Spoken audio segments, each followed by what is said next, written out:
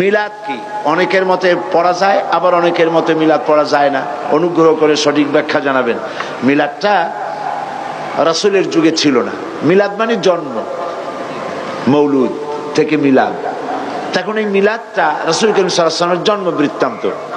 এই জন্ম বৃত্তান্তের যে সিস্টেম আমাদের দেশে, উপমহাদেশে চালু হয়েছে, কতগুলো লোক এক জায়গায় বসে তারপরে সব দাঁড়াইয়া নবী সালাম আলাইকা কোরআন সুরে সমস্বরে একযোগে পড়ল। এইটা রাসূলের যুগে ছিল না, এটা সাহাবায়ে কেরামের যুগে ছিল না, এটা তাবিঈনদের যুগে ছিল না, এটা তাবিঈনদের যুগে ছিল না। এখন আপনারা মনে করেন যে কোন জিনিসে খুব সওয়াব আছে এমন কোন জিনিসকে রাসূলুল্লাহ আমাদেরকে জানান নাই, সাহাবায়ে কেরাম আমাদের জানান নাই। আপনারা কি এই ধরনের বিশ্বাস করবেন? এরকম বিশ্বাস করবেন?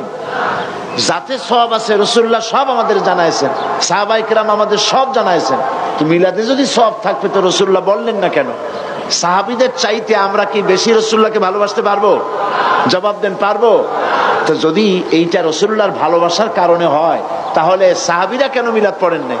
তারা কেন ইয়া নবী সালাম আলাইকা, ইয়া রাসূল সালাম আলাইকা একযোগে দাঁড়ায় পড়ে নাই? এই কথাগুলি বোঝেন আপনারা? রাসূলের যুগে নাই, সাহাবীদের যুগে নাই, তাবিঈনদের যুগে নাই, তাবিঈনদের যুগে নাই। রাসূলুল্লাহর ইন্তেকালের 600 বছর পর মিলাদ আবিষ্কার হয়েছে। এইরকম একটা সুস্পষ্ট বিদআত মুসলমানদের পালন করা উচিত নয়।